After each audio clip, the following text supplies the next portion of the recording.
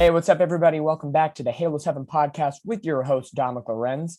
And even though the MLB lockout is still rearing its ugly head, we still have an opportunity to continue our off-season player-featured series. Now, the first three episodes were dictated by infielders, Michael Stefanik, Braxton Martinez, and Kyron Paris. But today we have our first pitcher joining the show. He's 26 years old from Mill Valley, California, an alumnus of Cal State Northridge, and he was originally drafted by the Tampa Bay Rays, but in December of 2021, the Angels picked him up during the minor league portion of the Rule 5 draft. So it's my pleasure to welcome in Kenny Rosenberg here to the Halos Heaven podcast. Kenny, welcome to the show and welcome to the Angels family. How are we doing? Thank you. Yeah, it's very exciting to be here, not just on the podcast, but yeah, definitely within the Angels organization. It's pretty exciting. Yeah, and you have some early history here with the Halos Heaven podcast. Back in December, we had a little live Twitter space going on, and somehow, some way, you found your way in and trying to do it secretly on Twitter. And then I got about 7 or 8 notifications saying, Kenny's on. And it was good to have you on just for your kind of first, I guess, big interview. You know, this is your first big interview as in the Angels organization. So thanks for doing that.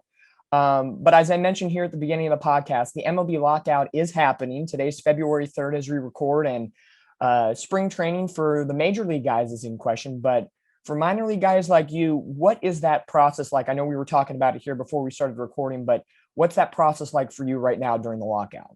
Yeah, so being a non-roster player, firstly, I'm technically unaffected by the proceedings.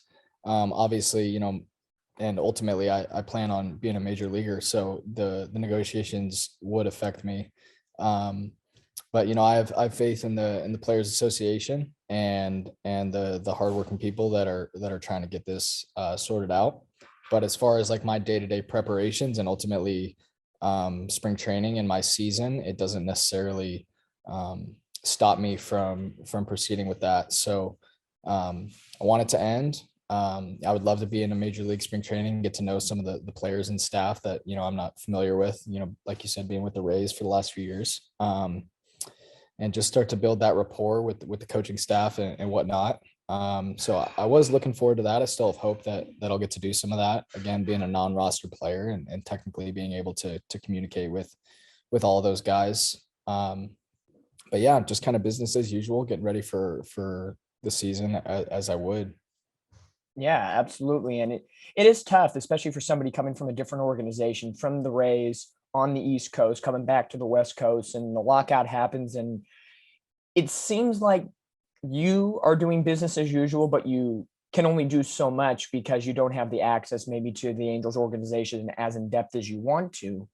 Now, looking at the MLB lockout in the sense of some of the key points that maybe not so much the service time and the deep money things that are going on, but some of the things that a lot of fans are talking about. I kind of want to get your opinion on some of these, especially as a pitcher.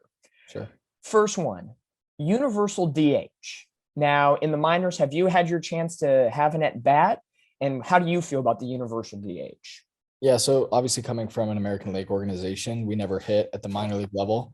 Even when we would play like interleague, technically, I believe most organizations would not start their pitchers hitting until AAA. And so I've never faced a pitcher. I've never been in the box as a pitcher. And, as confident as I am in my hitting ability, I'm all for a universal DH. I think it's something that would help the game more than it would hurt it. Again, as much as I love the idea of pitchers hitting and, as exciting as it is when you get like a Daniel Camarena moment where he hits that grand slam for the Padres and things like that are fun for the game. I think, call it 90 at bats out of 100. It's not going to be quite as exciting. So I don't think that's too sticky of a point there. Yeah, especially with the Angels right now. We have Shohei Ohtani, and Noah Syndergaard comes in, who has some prior experience batting. Mhm. It's interesting to see every pitcher has a different perspective of the universal DH rule that's up in question. The second one that I want to get your take on, especially I think for pitchers, this is the big thing that they're talking about. Robotic umpires. We kind of know that It's already been discussed and it's already locked in to be happening at the AAA level in 2022. Did you ever think there'd be a day where you'd be pitching in the minors or maybe in the majors or at any level to a robotic ump? Yeah, they talked about it a lot. I know they did some test runs in some independent leagues. I think it was the Atlantic League that did it last year. And um, seeing the news that we would have it at least in Salt Lake, I'm not exactly sure how it works, if it's every AAA affiliate or just certain ones that they're testing it at. Um, but yeah, I mean, I think it's going to be net positive for me. I don't love it. I do like the art of, the catcher's job and framing and presenting pitches. And I do think, the human element of having umpires is part of the game. And you could argue that so is having National League pitchers hit, but um, I, I'm kind of indifferent on it. I don't think it'll affect me in a huge way, but I do think there will be more pitches that would have been called balls that will end up being strikes than the other way. Yeah, absolutely. I feel again, just kind of like the universal DH, it's kind of a foreign concept that has started to happen, and each player in a sense has their own version and take on it. The last thing I wanted to get to, and this kind of ties into your 2021 season a little bit, which we'll get to in a minute. In 2021 minor league baseball, there was a lot of different rules across low A, high A, double A, triple A. Specifically, there was the pitch clock, there was limited pickoff attempts, and even in triple A, there was the bigger bases that were used. You were at double A Montgomery and triple A Durham in the Rays organization last year. Did either one of the double A or triple A new rules kind of affect how you pitched? And do you see those rules maybe moving forward into the upcoming seasons or even Major League Baseball? Yeah. They started the pitch clock. I believe I was in high A, and 2018 was the first time I saw it. And I typically work pretty quickly, so it wasn't an issue for me. I didn't even really need to think about it. Um, Sometimes in between innings, if you don't get out there right away, some guys are very particular about wanting to throw, their 8 pitches. And if you're lackadaisical or, just like not, you don't get out to the mound right away, or they start the clock early, it's kind of ambiguous. Sometimes you have 2 minutes, sometimes it's 1.5. I'd say it was more of a factor in between innings. The rest of the stuff I hardly noticed. The bigger bases, I don't think we ever played at an affiliate that was testing that, so I never got to see it. Or maybe it was the first half of the season when I was on the IL that they were doing that, but I never got to experience it. I like it as a concept. I mean, I think it's good for player safety. It doesn't really affect the game all that much. So yeah, I mean, none of those rules made a huge difference in what I was doing. Yeah. So, with all of that in combination, we're still 60 plus days in the lockout. And as you said, it doesn't really affect you right now as you're not on the 40-man roster quite yet, always hopeful and make that major league debut soon enough with the Angels. But it's a kind of really nice to get a pitcher's point of view, especially since here on the podcast, we've had 3 infielders so far. So you're the guinea pig on the pitching market in that sense. But looking now, at your 2021 season in the Rays organization, you split time between Double A Montgomery and Triple A Durham, 4-1 record, a 2.81 ERA in 18 games, a 2.28 opposing average, and a 1.20 WHIP with 59 strikeouts and only 18 walks. After missing the 2020 season due to the COVID pandemic, how did you feel coming off of the 2021 season, just mentally, physically, in all sense of in your season? Yeah, I mean, I think it's important to note that I missed the first half of 2021, so it was even more difficult of a transition for me to make. Not getting to break camp and be on that opening day line when we finally resumed those minor league games, and I certainly missed, being out there with the guys for a few months. But I trained in Florida in 2020 at Cressy Sports Performance, and I got a lot better over 2020. So I was able to, really make some strides physically and with my repertoire to the point where I was really excited for 2021. I didn't really think so much about needing to perform per se, but I knew that, that second half of the season was my full season. and when I was coming out of rehab, I made a few starts with the FCL team, and was really pleased with my execution and how I was pitching, and got to AA. That kind of felt like part of my rehab assignment almost, because I always expected to be in the starting rotation in Durham, coming into 2021 based on my 2019 track record. And so when I finally did get to Durham and they put me in the bullpen, that was another adjustment that I had to make. So I think it wouldn't have been as easy if I hadn't gotten the taste of big league camp, gotten settled in, and all the work that I'd put in over the prior 18 months just created a lot of confidence for me that when I finally did get an opportunity to pitch in meaningful games, that I was ready, not only physically but mentally. And I hit the ground running, and some of my best pitching that I've had in my career, college, professionally, otherwise, happened during August and September, down the stretch. And playing with such a good group of guys that I had come up with, a lot of them, and known so well, and the coaching staff being with the Rays for 5 years that I had a good rapport with, and it made the transition a lot easier. And like I said, being in the bullpen, I had a lot of guys, as you may know, with the Rays, they shuttle a lot of guys up and down from the big leagues, and a lot of those guys had a lot of experience pitching, not only out of the bullpen, but in major league bullpens, and just kind of picking certain guys' brains. Sean Armstrong, Adam Conley, Brian Moran is another name. He'll be in Salt Lake City, as far as I know, to start the year. And just, like I said, picking their brains and trying to hammer out a routine for me, again, being a starter my whole career. And then finally, when I get to pitch this year, it's out of the bullpen. So it was an adjustment. I was very pleased with the way that I held up physically. I felt like if I had another month or two, like my last two outings were two of my best, I think I would have continued to pitch at a high level. And I felt at that point that I could have helped the major league team in some way. And again, I don't make those decisions, and the Rays were obviously very competitive this year and a lot of really good arms.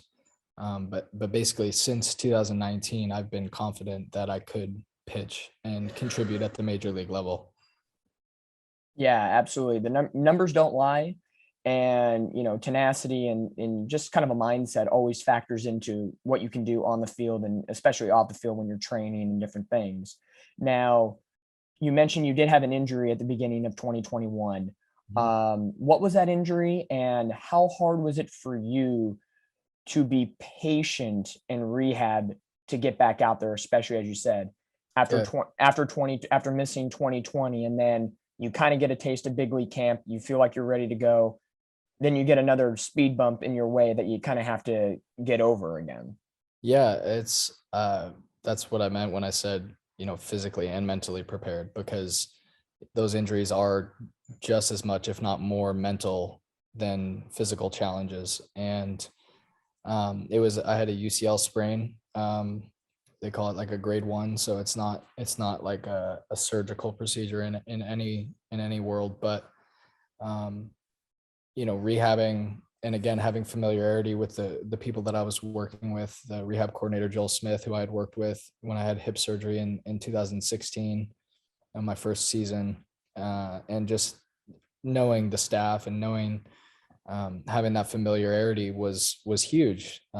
Trusting the people that are trying to get me back on the field, and trusting that not only would my elbow hold up, but that I would be able to perform at a high level once I did get that opportunity.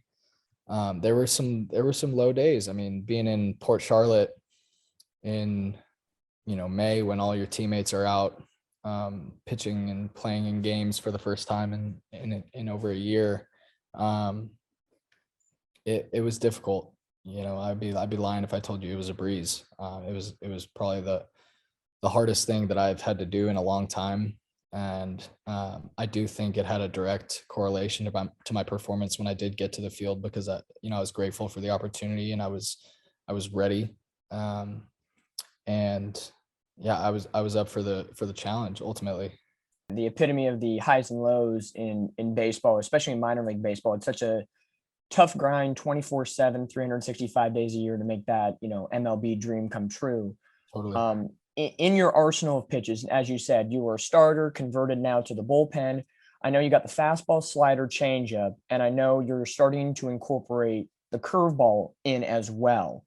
Does your arsenal, in a sense, the game plan of it change from going to a starter to a bullpen, or do you still utilize it the same, either way you go, starter or reliever? It's a great question. So I would say like your repertoire and your pitches and your usage it's fluid, it's dynamic, it's always changing.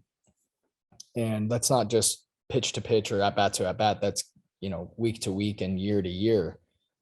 And one of the things that made me good in 2019 was my ability to throw my changeup for strikes behind in the count. And, you don't want to be behind the count, but when you're able to execute a pitch like that, and you have confidence in a secondary offering that you can throw for a strike when you need it, I think that was really like the start of me coming into my own.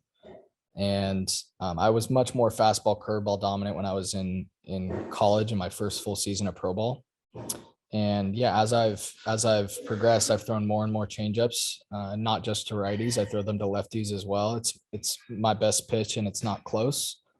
And so when you're a starter, you have to kind of do this dance where you don't necessarily show everything you have first time through the order, second time through the order, but you still need to get these guys out. So you don't want to, throw your worst pitches, but you also have to be meticulous about how you use them and in which situations, and you have to vary your sequences so that the second time you see them, you're not predictable and you're not falling into patterns. And that's that kind of cat and mouse game that makes baseball so fun for me. And being in the bullpen, you see a lot of guys in the bullpen who have two pitches, right? Fastball, slider, or fastball, curveball, whatever it is. Devin Williams throws a nasty changeup, and if you see, let's just take Devin Williams as an example. His best pitch is his changeup, and it's not close either, right? So as a reliever, he's going to face anywhere from 3 to 7 or 8 hitters in an outing, and if each one of those guys doesn't see at least 2 or 3 changeups, he's doing himself a disservice. Whereas if he had to face those guys 2-3 times a piece, you may have an at bat where you just throw all fastballs, and the next at bat you might not see a single fastball, just depending on the situation and what the hitter's telling you. So yeah, in the bullpen, it's definitely a different approach where you're gonna, and again, in these leverage situations, it's my best versus your best. I'm not gonna shy away from a pitch just because you've seen it or just because it's coming.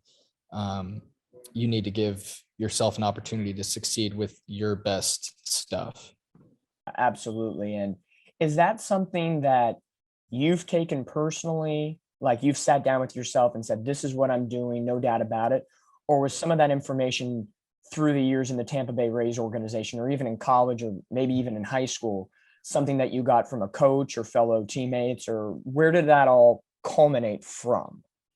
I mean, I think that part of it's dynamic as well. The way that you sequence and the way that you pitch, and ultimately your identity as a pitcher is always changing. It's always developing.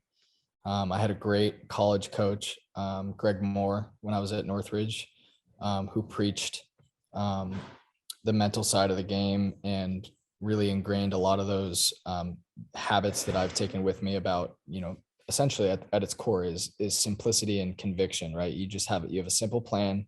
You know what it is that you want to do. You know what it is that makes you good and what you do well. And you just, you throw those pitches with conviction to a spot, and you rate your outings based on execution rather than, results. So that mindset is carried with me. I think that's one of the major things that's made me good is my understanding of what I need to do and how I need to execute in order to get guys out consistently. Some guys say that there's a difference between a 90-mile-an-hour fastball that's thrown with uncertainty and a 90-mile-an-hour fastball that's thrown with conviction. It could be in the exact same spot, the exact same velocity, all the same analytics, but there's something about it when you throw it with confidence that can't be measured. I think that's the main thing that is different for me now than it was 2 years ago. Just continuing to be more confident and throw, like I said before, a pitch that even the hitter may know is coming, but if you throw it with conviction, you probably get the result that you want. And taking all of that from your history, again, high school, college, Tampa Bay Rays organization, and mental side, physical side, and December 8th, 2021, you find out on Twitter, allegedly, you can Yeah, confirm nor deny, that's true. that you are now an Angel. Minor league portion of the Rule 5 draft happens, even though the lockout had begun about a week prior. Mhm. And you get picked up 8th overall in the first round, and you're coming back to the West Coast where you pretty much, it all started. Yeah. What, for you, your family, for your wife, for everybody, what was that like, knowing that, hold on a second, Tampa Bay's now in the back pocket. I'm an Angel. I got the red on, and there's a whole new possibility to what my career can be now at this point. Yeah, it's surreal. And it's, like I said, like but we talk about the lockout, it hasn't really changed much. Like me being an Angel hasn't really changed much. I still go to the gym. I still do my throwing just as I would, and so I think the biggest thing, I wasn't recruited out of high school. I was a walk-on at Cal State Northridge. I was never on scholarship while I was there. I kind of burst onto the scene with my redshirt sophomore season, and that first validation was getting drafted, and then in such a talented organization, you still kind of fly under the radar. And I was never on a top 30 prospect list, nothing like that. And so, not that it's like this huge underdog story, but I've just never really been the focus of attention, or I've never been this top prospect where everyone's like, you like a can't miss guy. And so it's made my job pretty easy, actually. I don't have any expectations. There's nobody out there who's like, I can never be qualified as a bust because I've already made it further than I was supposed to. And that makes my career and my day-to-day work just so much more valuable, because I understand what a unique opportunity it is, especially now with a team that wants me, and a fan base that is interested. And I did have some moments where like in the lockout, and I was the only thing that was happening. It was me, right? And Yeah, little is like, I'm on Twitter and I'm just having fun with the fans just because I can and because I enjoy it. And that was a unique experience for me. It's very heartwarming to have people who don't know me, who have never met me, to say that they believe in me and that they want to see me succeed. And sometimes I talk about it with my wife all the time. You just need like a little bit of fuel to pour to keep that fire still burning. And it's really hard over the course of a career, especially 5-6 minor league seasons, to maintain that confidence and that level of trust in yourself and your work, that everything you're doing is going to pay dividends, and you're going to accomplish the goal that you set out to do. When I was 5 years old, and I decided I wanted to be a baseball player. So yeah, it's surreal, to be with this organization and to have an opportunity to really contribute. It's surreal. now when the day comes and the lockout is lifted, and if there is time permitting for a major league camp, and you get the call and you're able to join the guys, or however the combination works, currently right now as a pitcher, is there a current Angels pitcher, starter or bullpen, that you would love to pick their brain and get advice from, and just kind of soak in whatever knowledge they have? For sure. Is Yeah. who would it be right now? Yeah. So I'll start by saying, when I was in camp with the Rays last year, one of the things that I loved to do was just watch. When I was done with my work for the day, I would go out and be on the field. If I wasn't pitching in a game or a live BP or anything, I would just watch these guys go about their work. And you just see how they do things, and you see how they carry themselves and what kind of preparation goes into it. And that's how you learn how to be a big leaguer, is by watching those guys and seeing how they prepare, and seeing how they evaluate successes and failures. especially in spring training and preparing for a season. So, guys like Rich Hill, Chris Archer, Michael Waka, Tyler Glasnow that I was able to, kind of just shadow and see how they go about their business and what makes them unique. And you just take little bits and pieces here and there, and you see something that you're like, oh, that's a good idea. Like I should do that when I'm warming up in the bullpen, or like I see a guy doing like some sort of throwing drill or whatever it is, and you say, hey, like, why do you do that? And they explain it to you. And these guys are just, they're normal guys. And most of them are really nice, and they want to help you. So, a guy like Rich Hill, who's got a ton of big league experience and a ton of life experience. It's a crazy story if you haven't heard it. Just to be able to have a conversation for 5 minutes with him and learn something was extremely valuable. So as far as guys with the Angels that I would like to do that with, I mean, obviously, I would like to just see how Shohei goes about his business and how he manages both hitting and pitching. I'd like to see how Mike Trout carries himself and how he approaches his work, not because I would necessarily use any of his tee work in my routine, but just because those guys show you what it's like to be a pro, and they've proven that, what they do can create success for them. Another guy that I actually know personally is Noah Syndergaard. Noah and I were both in West Palm Beach in 2020 training at Cressy, as I mentioned before. And he was coming back from his Tommy John surgery. So I actually got to see him quite a bit in the gym and talk to him and kind of just see how he went about his business. And he's an extremely hard worker. He'd be in the gym when I got there, and he would still be there when I left. And I've gotten to see him. He's actually throwing at a facility out here in Orange County now that that I've been going to here and there. And so I get to see him up front, front row seat to see, what kind of things he's working on and how he's improving himself and getting ready for a season.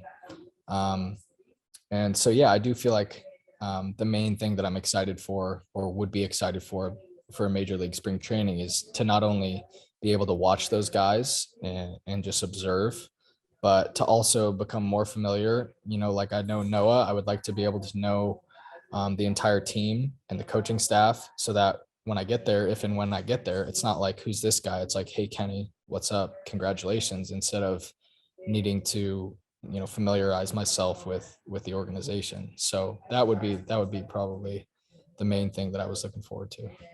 Yeah, absolutely. And if you think about it, you're 26 years old.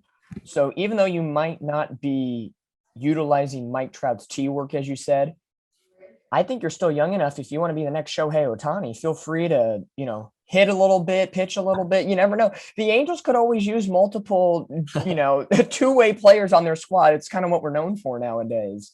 Yeah. But you spoke to a little bit ago about when lockout happened, you were the top story in baseball for a couple of hours on Twitter, and Angels fans were excited to talk to you. If you don't follow Kenny Rosenberg on Twitter, I think you should, which is K Rosenberg 22. He is a dynamic social media presence, and I can already tell before even having this conversation with you today, you don't take anything for granted, and you like to have fun, but not take anything too seriously. Sure. So your social media presence is fun. What do you correlate with? Has that always been your personality of just kind of taking things as they come and just having fun? Because we really see that on social media. Yeah, I mean, I think I hit on it earlier. And, when you get things taken away from you that you love, like for me, not being able to pitch in 2020 and then in the first half of 2021, as far as my on-field presence, like I enjoy every single moment that I get to be in between those lines. I know it doesn't last forever. I've loved playing baseball as long as I can imagine. It's been my favorite thing and the only thing that I ever wanted to do. And, as far as my personality and the way that I interact with fans and the way that I am on Twitter, per se, I'm the same guy. I like to think at least that I'm the same guy here talking to you, and I'm the same guy if somebody were to run into me at a restaurant or on the street. And again, that does correlate to on-field performance, because if you get your teeth kicked in and I go 1 inning, give up 7 runs where I go 7 innings and give up 1 run, you have to be the same guy in the clubhouse. Everyone hates everyone hates a party pooper, where you come in, you're hanging your head, and you might have had a bad game, but the team wins, right? Or you pitch great, but the team loses. And you just have to stay. You can't get too high on the highs or too low on the lows. You just have to stay right in the middle, and just continue to do the things that will pay off in the long run. And that's just how I approach life as well. Because any decision that I make on a daily basis, whether it's what I'm having for lunch, or if my wife and I want to go for a walk, or any of those things, it just, especially during 2020, reminded us that life is short, and our loved ones won't always be here, and it would just be a shame to go through life being negative or worrying about judgments from other people or things like that. So I just try to stay focused on the things that I can control, on the people in my life that I care about, and my career. That's pretty simple as that. The highs and lows of baseball is always a humanizing aspect to the game. A lot of fans see ball players as this, I would say, one-dimensional character of what you see on the field is what you get 24/7. If they're amped up, or if their head's down, or however the situation may go on a game-to-game basis. And then once you peel back that initial layer and see the prep work that goes into it and everything that happens behind the scenes, it's a whole different body of work. Yeah. In that sense, on a day-to-day basis. Now, looking forward to 2022, disregarding the lockout, disregarding all the negative things that are going on in baseball right now, what is, I would say, besides making an MLB debut, what are your goals that you want to set for this upcoming season? Yeah. It's a difficult question because, again, broadly, my goal would be to win a World Series, right? I mean, I love winning. It's addicting, it's not an ego thing. It's just like you said, we put in all this work, and you want to see it pay off, not just for you, but for your teammates. And it starts in spring training. And that's, again, why I was looking forward to have an opportunity to be with the team in spring training, because I'd like to start and finish with that team. But for me personally, I think my goals would revolve around getting incrementally better as the season goes on. So long-term goals, right? Like people like Shohei talked about wanting to be an MVP by 26, and those are great. And you need to have those broad goals, like making an MLB debut, pitching in the big leagues for 10 years, winning World Series. You need to have those because it adds fuel, like I said before, to the fire that allows you to execute the smaller goals, the day-to-day goals, showing up to the gym, getting your throwing in, working on a certain pitch. And I think at its core for me, what's the reason why I'm still playing, and the reason why I plan to play for the next 15 years, is because I just continue to get a little bit better every year. I try to get a little bit better every time I go out. And so my goal for this year is to be better at the end and stronger at the end than at the beginning. I want to be pitching my best baseball in September and October, not in April. So, again, you take these sizes of goals, and you want to win a World Series. How do I do that? I improve throughout the year, and I contribute to the team in some way. How do I do that?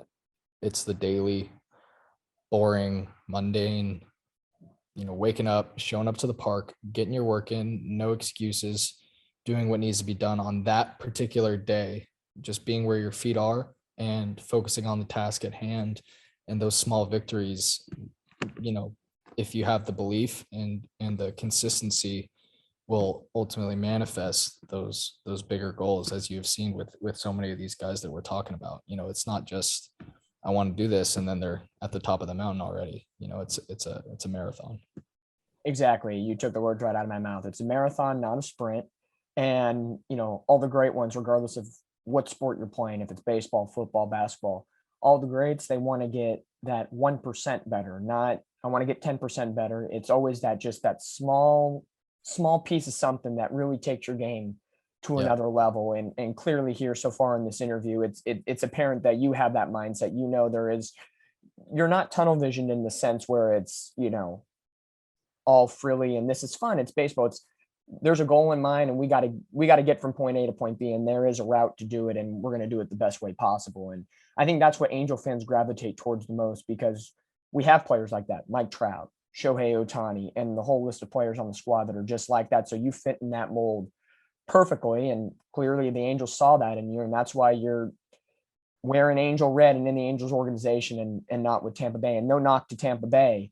Sure. That's just it's how the game goes. One day you're on one team, one day you're on another, and some days you could get traded to a team and not even play there because you're going to get traded in 20 minutes to another squad. Totally. You never know how that can happen. So in taking those 2022 goals and putting the whole piece to the puzzle, taking the Angels out of it for a minute, is there anything in regards to the Tampa Bay organization that you can say to them for your 5-6 years with them that really got you going in the right direction? Broadly, it takes a village. It's not just like the Rays have this secret sauce that they put on our chicken and the post-game meals and they just produce pitchers, right? It's from the top down, right? It's the front office, the major league staff, the coaching staffs at every level, the managers, the pitching coaches, the athletic trainers, the strength coaches, the coordinators, the analytics team. And there's a lot that goes into it that the average fan doesn't see on a daily basis. And the Rays are so good about that.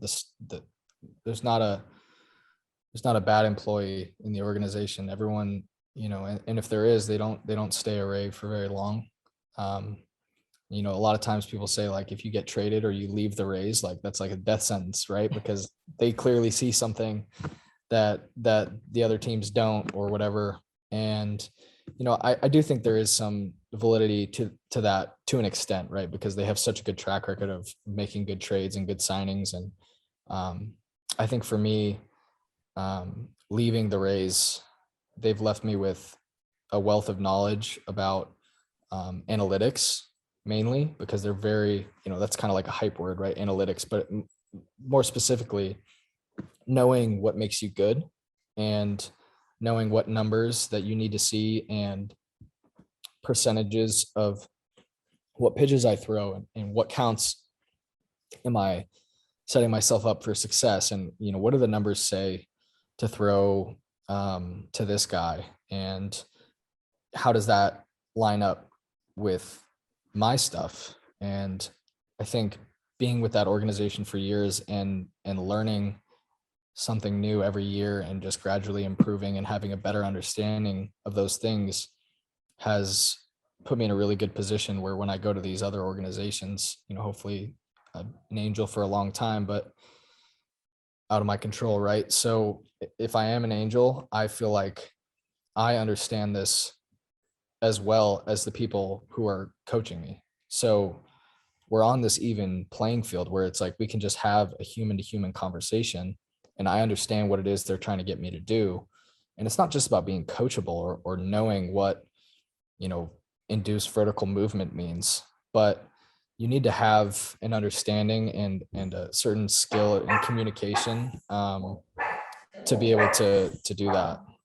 So with all that, with the Tampa Bay Rays and the Angels organization, regardless if it's major league or AAA level in Salt Lake, you're ready to go. You are perfectly set for the climb that it takes to get to the major league level. So with all that in mind, let's have some fun. Rapid fire finale, a couple easy 5 or 6 questions, get your personality. We know you have it on social media, so let's bring it here into the podcast. You ready? Yeah, let's get it. All right. So on December 31st, I believe, on Twitter, you revealed that you and your wife are expecting. Yes. And I especially love the shirt that said, she's eating for 2 and you're drinking for 3. You got to have some comedy with it. So the first question for you is, I don't know if it's what you want or what you're predicting, baby boy or baby girl? So I don't think we've said this anywhere publicly, but I guess there's no better time to do it than on the podcast. We get an exclusive alert yeah. here, folks. So this might Breaking. be cut, and this is gonna be it. So Kenny Rosenberg, what is the breaking news? We are having a boy. Oh, fantastic! Congratulations, baby You. boy, baby Very Rosenberg. Now, Yep. when is the due date? So the due date is right smack dab in the middle of the season, July. My wife's birthday is July 4th. My birthday is July 9th. And the unofficial due date is July 8th. So it could be a fun week. Oh my God. So wherever you are, if it's in Salt Lake or if it's with the Angels, it's July is going to be here before you know it. Yep. You know, that's first things first. July will be here fast. Yeah. Number two, get ready. So the first couple weeks of July are going to be fantastic in the Rosenberg household. Yeah. Yeah. And a supplement question to baby boy or baby girl, now that we know it's baby boy. How are you feeling about being a dad? Yeah, it's weird, man. Like I said it before about like being picked up by the Angels, and like it doesn't really change anything.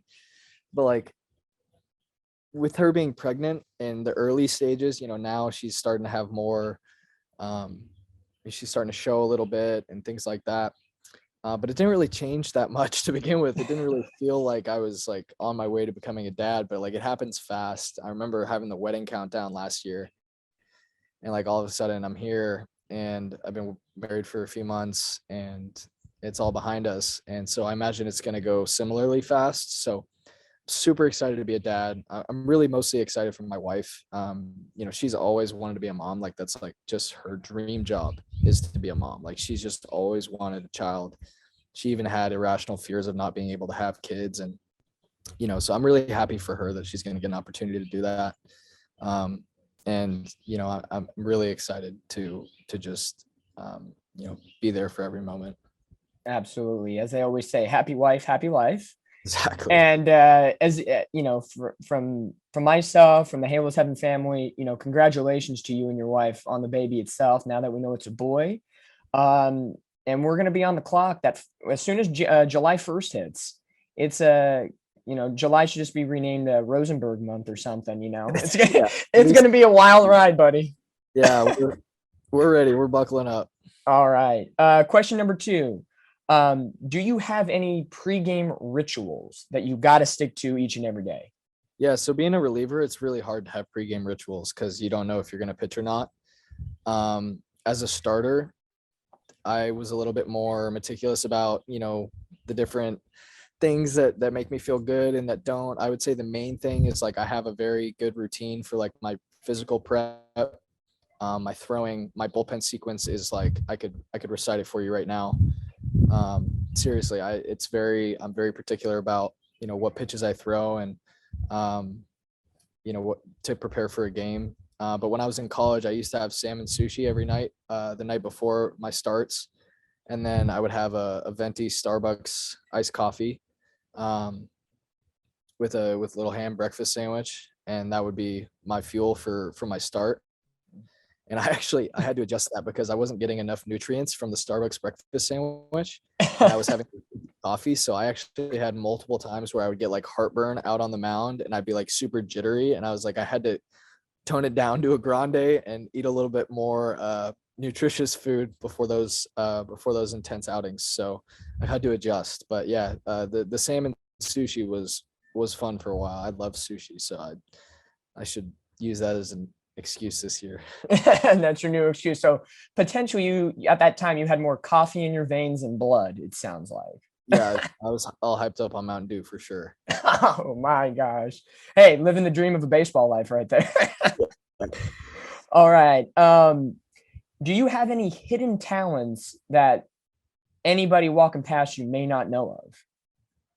Hidden talents? I mean, I feel like these are kind of boring, but I can tie a cherry stem into a knot in my mouth with my tongue. That's kind of like the quick go-to. That's the first thing out of. Yeah, I hate for that to be the first thing out of my mouth. That's the first thing in my head. Shoot, man, you make me sound boring. I got a fun fact. I used to use this in all my college icebreakers. When I would go to a new class, you know, they say, "Hey, name, where you're from, fun fact." Yeah. both sets of my grandparents, may they rest in peace, on my father's side and my mother's side. My grandfathers were named Walter and my grandmothers were named Rosemary. And if you think about the odds of that happening, it's pretty wild. I was just about to say both sets, the Yeah. same name, same spelling and everything. Yeah. Same everything. Yeah. Wow. Okay. So cherry stem and identical names. Yeah. I think that's pretty good. I think that's it. Okay, fine. We won't call it a hidden talent, but hidden facts about I'm gonna Kenny think of it. Rosenberg. I know I'm gonna hidden talent I have when I get off the phone here, and I'm gonna be Yeah. I should have said that, but yeah, you're gonna DM me and be like, "Can we redo this segment of the show and try this again?" If baseball was not a sport, was there any other sport growing up or right now that you would love to play professionally? yeah, I was a soccer goalie in high school. My team was nasty. We won like the conference and the section, and I was I was an all league goalie in high school, and I actually even considered playing Division III in college when that was my only opportunity. And so with that, I don't think I'd want to be a pro soccer player. I get bored, standing in goal for that whole time. But I've always kind of thought like I do have a couple years of eligibility left. Maybe I could go back and like kick for a football team.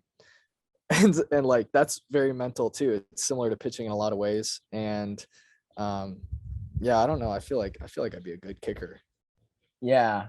Yeah. Well, hey, you see a lot of, again, we talked about this earlier, Ohtani, two-way athlete. You could do it, two-sport athlete, J.R. Smith went back to college. He's playing golf. He's playing golf and he's got like a 4.0 GPA. He's rolling at this point. But, for you, as we talked about before the show, both of us similarly are San Francisco 49er fans. So I don't know if you could, push Robbie Gould out of a job right now, but And I actually do have a connection. My wife's best friend is engaged to the punter for the Niners, Wisnowski. So I could have Mitch put in a word to the special teams coach that whenever Robbie decides to hang him up to give me a tryout, but I think that's still a ways off. So yeah, hey, you never know. Shanahan might have something up in his pocket. So you have 49ers. Give Kenny Rosenberg a call if you need him for a pinch during the offseason, October. Well, maybe if you're World Series, November through January, the last 6 weeks of the season, Kenny's your kicker. Just kicking. I don't have to practice. Don't have to practice. Kenny the kicker. See, we already got the hashtag rolling already. It's easy. All righty. Last but not least, these are I asked this of everybody we interview. The island questions. Three questions in one. And you're rolling your head as if you already know. I hate the island question. Yes, this is what we live for here at Halos Heaven. What is it? I need to bring 3 people. Is that what it is? Or little different variety. So let's see if it's been similar for you. Part 1. Name me one food or meal you're bringing on the island to eat all day long. Oh, I want to go sushi, but I feel like it's gonna go bad if I'm on an island.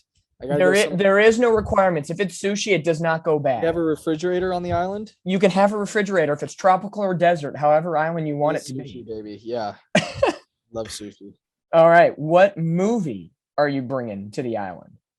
Ooh. Step Brothers. It's just a classic. Every time I watch it, I find a different quote that I love. Yeah. Easy. And last but not least. Wedding Crashers. Crashers. That's yeah, I flip a coin. Flip a coin. Okay, Wedding Crashers or Step Brothers. Either way, it's a great pick. You're good to go. Yeah.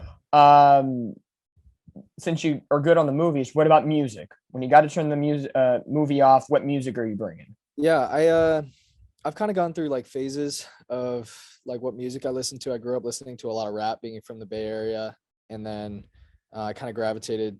Kind of went through a country phase when I was in college. I had a roommate from Texas and I started to like that a lot. But I think I always come back to like modern reggae, like Stick Figure, Revolution, Iration. It's just really good energy. It makes feel good music, I would say. All right. And last but not least, for friendship, companionship, whatever it is, one person, dead or alive, you're bringing on the island. I mean, she's standing right here. I'll get in trouble if I don't say say. There she is. The mom to be is the answer.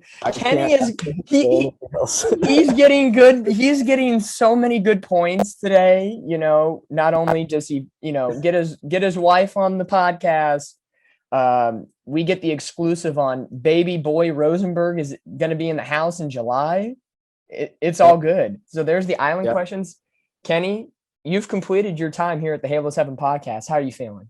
I feel great. I feel great. Huge weight lifted off my shoulders. Absolutely. Getting some breaking news out today and just kind of getting a feel of who you are as a pitcher and really getting the Angel fans the ability to know who you are as a person and a pitcher. And, however it may go, if it's AAA, Major League, however it goes during the season, we wish you the best of luck. May health be on your side. And we're excited for the 2022 season to get kicked off and underway. And whenever you want to come back on the show, when that Major League debut happens, feel free to come back on the show. We love to keep talking with you, everything about baseball and even just the fun stuff that you do on social media. For sure. Yeah. Thanks so much for having me on. This was fun. And we'll have to do it again. Absolutely. Well, fans, that is Kenny Rosenberg, one of the newest Angels in the organization. And until next time, that is the Halo 7 podcast.